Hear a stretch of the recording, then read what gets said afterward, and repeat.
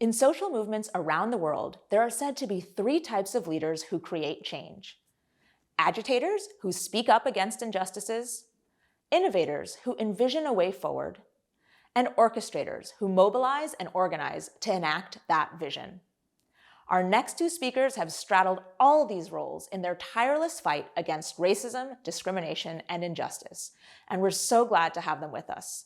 So please welcome Jay Naidu, who's been challenging the status quo ever since he was a student in South Africa working to end apartheid, and then a minister in Nelson Mandela's post-apartheid cabinet. And DeRay McKesson, a civil rights activist at the forefront of the Black Lives Matter movement. This conversation is about to cross generations, continents, and social movements for people and for planet, and you will not want to miss it. Here goes. Jay, it's an honor to be in conversation with you. I've learned so much just reading about your work. So to be able to talk to you is like, it's like, here we go. And I'll start with the first thing that I was curious about is that this conversation about racism seems to be more global than it's been in certainly my lifetime, and that people are sort of excited all across the country about standing in the street and sort of not only the country, but the globe, about standing in the street and sort of pushing systems and structures. What have you seen as like the arc of this struggle, given that you started your work a while ago? Like, what are the lessons learned? Does this feel like deja vu to you? Is this a different moment? Is this more the same? Hi, DeRay, and really great to be sharing a platform with you. You know, I think that my important lesson in life is that all change comes from people who are young. And largely, you are the motive force for change. And so I'm grateful that we are having an authentic intergenerational dialogue that leads to action. And so I think that in my lifetime, of course, I grew up under apartheid, which was a crime against humanity as resolved by the United Nations. And so it was the legalized, institutionalized form of discrimination, the content of which was a cheap labor system. The architecture of it took the form of racism. And it takes us back to the question of race. You know, race is not a scientific concept, a scientific fact.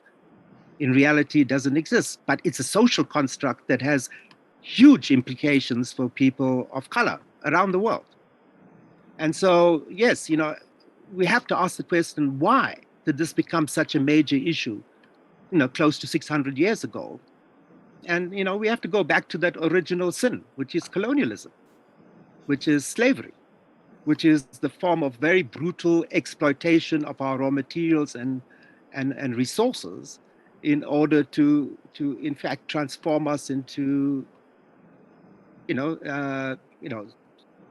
slaves of the prevailing dominant culture. And for me, not much has changed, actually. So yes, the more brutal and devious, insidious parts of racism may be disappearing from the statute books, but racism, even in South Africa, even with a progressive constitution, even with a democracy, still exists in reality, as it exists in the United States. As it comes up and rears its head in Europe around immigration. So, we have to ask ourselves the question, why? Do we repeat the cycle of trauma, of exclusion, of marginalization and demonization of people of color when scientifically we are all 99.9% identical? There's something that we are missing. And we have to be honest about this, that we have missed something, that we still land up in the same situation where you can be killed for the color of your skin. And so, yes, I would say it is a moment of deja vu for me. And it impels me now as an elder to say, what did I do that I missed? Because changing a system is not rocket science. It's hard, painstaking work. What is the thing that we're missing? We have to change the people, because everything we've done to divide ourselves, to create racism, exclusion, poverty, the marginalization and demonization of people of different sexual orientations comes as a thought from us. So surely we should be answering the question, how do we change people so that we don't end up in the same place in a future generation? And I wanted to know too, and I hear you on the deja vu. I think about the protests started in 2014 in Ferguson, Missouri. I never thought I'd live through two really big protests, and in 2020, I felt like deja vu for me. I'm like, we just did this. What is going on? But I wanted to know too, why did you think about the labor movement as a key to sort of fighting back against apartheid or fighting for structural change? Like, what was it about the labor movement that struck you as like a key lever, or do you still believe that? Do you think that the labor movement will be key to how we think about all of these things, or do you believe something else today? Well, that's a fascinating question, which has to take me back to the time when I was 4 years old. And we were evicted from our home because we were wrong color on the wrong side of the street in Durban, a port city in Natal. And I never understood it and why we had to leave the house. And my parents never explained it. And so I grew up really angry with them, angry that I'd been pulled out of this neighborhood that I loved. And so I grew up with this anger. And then that anger transformed to a point where, to be honest with you, I started to believe I was inferior to white people. And then I had this great fortune as a teenager to be taken to a meeting by my elder brother in which Steve Biko spoke. And something clicked in my head, spark was lit. And that was, when he said, in an intimidating presence of armed police, we have nothing to lose but our chains, because the mind of the oppressed is the main weapon in the hands of the oppressor. And what started to happen was my anger got channeled into a political cause. And I lost my fear. And that was a remarkable moment. And then we marched on the streets, triumphant in 1976, and just before he was murdered by the security police. And we were triumphant. Victory was here in sight. And they smashed us today. And when I thought about it after, when I looked back, we had left our parents, the workers, the women, the rural people behind. And we thought students will liberate this country. And so we went back to the drawing boards. And I volunteered in a trade union movement that was still illegal for Black workers and fought for that recognition. And I understood that the Achilles heel of this racist regime was going to be the point of production, the factories, the shops, the mines. And if we built power there, working with the most marginalized, hostile dwellers living in conditions that would equate with a concentration camp in terms of control and brutalization. And I understood that was the motive force of change. So we built mass organizations that came together in a mass democratic movement that linked up with allies around the world, including the United States, with Bill Lucy and the Black Coalition of Black Trade Unionists. But times have changed today, the second part of the question. The technological revolution, the artificial intelligence, nanotechnology, the internet is redefining the production line. And increasingly, machines will take over our lives. So the issue is not to focus on jobs, to focus on what livelihoods we need to have. And I think that we're ending up with a trade union movement trapped by the interests of its members in a fast-changing environment where we have to go back and ask about our tactics of collective bargaining, of organizing. And that's why your generation has come through with new tools, new ways of thinking, new paradigms. And I think this is great. We have to leave behind the old ideologies, the old thinking, even the old activism. Take the experiences. But we have to build something new. In a world that is crumbling apart, we have this unique opportunity to co-create something new. Is there anything that you would do differently? I think about that a lot. And, the protests were in 2014, and I have very few regrets about the protests. But I do, in some ways, wish that I wish that our internal disagreements about approach and philosophy, I wish that we had made them a little more public, because what I learned today is that we actually don't have the ability to have public conversation about the things that we disagree with in the movement. It becomes dramatic in a way that's not very helpful, and people, I don't know, just like really killed our ability to critically think about the movement in public. But I'd love to know, like, are there any things that you would do differently in hindsight? Oh, in hindsight is 2020 vision today. But I'm living in your hindsight. This is why I'm asking. They're never failures. They're lessons. Whether you succeed or don't succeed, something changes. And who knows, in the union movement that I fought with and built with workers, things that have happened today that we can reflect on, that haven't taken us further, like becoming almost a conveyor belt to a political party. So there are important lessons personally for me. I think fundamentally 4 important lessons. The first is we never put ecology at the center of our organizing. We were the dominant species, and whether you were socialist or you were capitalist or you're democratic, we have to dominate this earth. And we can exploit it in our own interest. And that today we know, the science is telling us, that's a wrong approach. We cannot continue to exceed the planetary boundaries. And so that everything we do, from politics to business to society, has to put ecology at its center. Otherwise, it's game over. Not for Mother Earth, which has been here for 4.5 billion years, for us as a species, and unfortunately every other species. And we've only been here for 200,000 years. So I think that's the first lesson. The second was, a lot of the systems we've developed are patriarchal.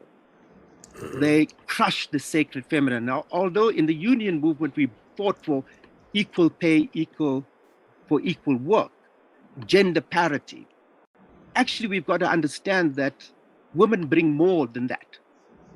They bring a nurturing, caring compassion that embraces life, that in our ancient indigenous cultures, the grandmothers were highly respected. In fact, in much of our philosophy, they actually would hold the main decision making because they thought about how the decisions we make today will impact 7 generations from now. And so I think that we miss that. And the third thing is that I am more than this body. At the end of the day, I am the food I consume that comes from an earth that is the sentient being. And if we kill that earth, we kill the food we eat, and we ultimately will kill ourselves.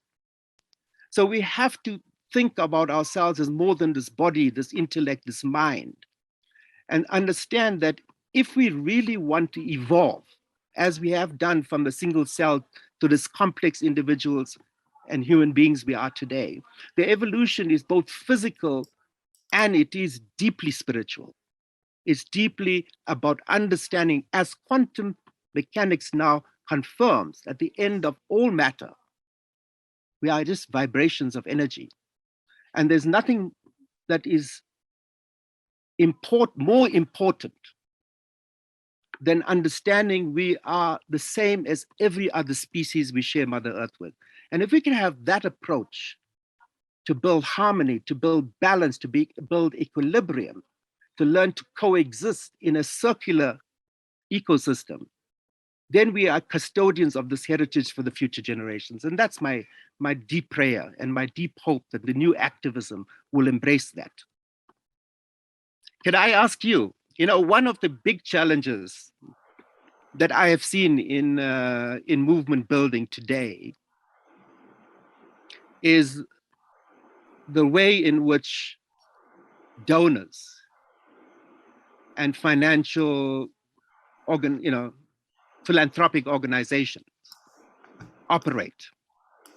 So everything has to be fitted into some log frame to satisfy some bean counter sitting in an air-conditioned office somewhere in Seattle or New York or London. And And I feel that often that we sacrifice the passion, the accountability to a grassroots, the involvement of people, because we always answering to someone who's given us something. And if I go back in my lifetime, to be honest with you, I'm so happy that Steve Biko didn't have money. He didn't have a PowerPoint presentation. He didn't have give us free T-shirts or stipends. He gave us a political direction. And I feel today that a lot of civil society has become so bureaucratized and institutionalized that they become part of the problem. And it happens across every revolution. How would you see that from your point of view in Black Lives Matter? Where are you in this dynamic of building a movement of people? I think I think that is probably the most fair question I've gotten in 6 years. Like it's like clearly an organizer asked it. Is that I agree with you. I worry about the money stuff. We actually, the team I'm a part of, Campaign Zero, we have since the beginning had a no solicitation rule. So we don't apply for grants. We don't solicit money. We don't send out emails. So any money we get passively because people come to us. We actually don't solicit. And that's mostly because I grew up in Baltimore. And what I found is that I found all these organizations that essentially did enough work to get the next grant. And I was like, well, that's like not why I got into this work, right? I think we can beat the police. I think we can win. And I never wanted money to like shape the way we thought about solutions, change our priorities. And frankly, most of the things that people know us for, like police union work, use of force policies, just the raw data on who got killed or not, all of that we did with no money. We had like a lot of volunteers. We asked a lot of favors and there was a lot of sweat. But I agree with you. There's something about the way, there's something, insert capitalism, but I've seen money change some of the best people to chase the wrong things. And it is really it makes me very sad in the movement space. The other thing that I'll say is, I think the what is easy. People are like, we can live in a world without the police, da, da, da. That is, of the things that I'm fighting, the easiest part of the work. I can convince my aunt of that future in some capacity. The how is the hard work. And I've seen a lot of people run from the how.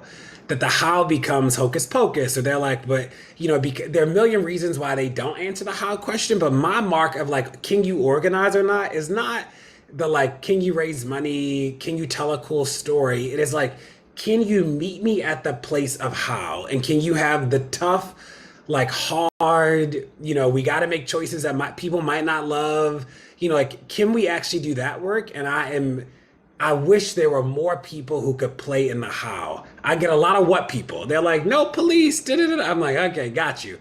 The how I've seen to be the hardest. Well, that's a really good answer, and I think that we have to reinvent the concept of volunteerism. And I'm doing it because I believe in it. I'm prepared to give my life for what I believe in. And I think if we don't return to that, actually young people today are not interested in becoming members of unions or supporters of the current international NGOs or engagements with even democracy. If you look at South Africa, half the young youth in my country don't even register to vote, when millions fought for the right and thousands died in the pursuit of that right. But just another question today. Young people are talking a lot about leaderless revolutions. And one of our challenges is that, yes, we have my generation holding on to power longer than any generation that's done in the history of humanity. But the world has changed forever. But the youth are proposing a sort of leaderless revolution, because there is that danger of, like the liberation movements of our past, eating the children of the revolution. So what would you think in terms of that dynamic of young people not wanting to be members of a trade union, not wanting to be associated with someone? They want to focus on an issue and fight the issue. And so I'm curious about that. And I think that's where, is there a hybrid between creating a leadership and sustainability of the organization or the movement, and over concentrating power in the hands of a few leaders? Yeah, I think the movement now talks about this idea of a leaderful movement, this idea that we we help build the skills of many people, right? So that like a lot of people understand how to do it. In my experience, all the people that keep talking about leaderless are the people who remind you at every step of the way that they did everything, right? Like I don't take it at face value. I'm like, yeah, just like I'm never like sold on the people closest to the problem or closest to the solution. I think that is like a really manipulative way that I've seen organizers talk about the work. I think that what is true is that people closest to the problem are closest to the problem. That to be close to the solution actually requires work. It's like, you know, I'm the child of two people who were addicted to drugs. My mother left when I was 3. My father raised us. I'm close to addiction. It has shaped so much of my life. And yet I'm not an expert on addiction. Do I understand it? Yes. Do I know it? Yes. Am I an expert? No. Because to be an expert requires me to do a little more work than just be around it, right? And I worry that I deal with this with the police all the time. I'll sit in a room and be like, that doesn't work. And people will be like, but the police pulled me over. And you're like, your one encounter with the police doesn't make you an expert on policing. In the same way, the fact that I've been to 2 jails doesn't alone make me an expert on jailing, right? And I think that I think some of the language that people use, I think leaderless is a part of it. I think the phrase about closest to the solution, I think I've seen some of those things be really manipulative tools that people use, as opposed to just being like, yes, we should always include the experiences of people who've been proximate to the problem in all the decision making. That's true, right? That is a true statement. We don't need to do all this hierarchy and da-da-da. We need to honor the fact that the problems that we engage in require real work. And had I been to school for 12 years? Yes. Was I an expert on American schooling? No, I became a teacher and became an expert on it, right? So that's how I think about it. But with the leaderless thing, literally the only people I hear say that out loud today are the people who follow it up by telling you that they are the leader. I think that now people talk about a leaderful movement, a movement where we are trying to build the capacity of everybody. And the last thing I'll say is that one of the things that worries me in this space is that most of the biggest organizations still have a model that says, come to me to do good work, as opposed to here's how you can do good work. So we made a decision in 2014 that we make all of our data public. Every analysis, every document, every policy. So some of you can come to us and if you want to do police union stuff with us, dope. If you want to take our analysis and go do it in your own community, also great. But there are a lot of groups where you literally have to call the group. And if you don't do it with them, you can't do the work. And that is only ego building. That's actually not about freedom. Wonderful. Have you got time for another question? One more, and then I think we're over time. Yeah. So, the social media is a very powerful tool today. If you look at the North African, uprisings, a lot of the Occupy movements, the Black Lives Matter movement, etc. And so, but the social media is also trapped, in the sense that whose narrative are we pursuing? And so, I see, in South Africa, for example, Nelson Mandela once raised the issue with me. I was responsible for reconstruction and development. How do we put a plan together to build houses and, clinics and, nurseries and whatever else, schools? And I said, people are judging us on bricks and mortar and jobs. And he raised the issue of what he called the reconstruction development of the soul. He said we are wounded, all of us, wounded by a sense of superiority or inferiority or whatever drives that sense of woundedness. And we have to heal. So if you had to ask that question, say, let's take the United States. It's a deeply divided and wounded society. Where would you start on healing? How would you deal with that? How will you integrate that into the activism we need to build today? This might not be the popular answer, but I'll start by saying that it's the same spirit of people will say we need financial literacy and da-da-da-da, right? And what we always say to people is that poor people don't need financial literacy. They are the most financially literate people in the world because they know how to stretch $10 to last longer than any rich person could. That they just don't have the money, right?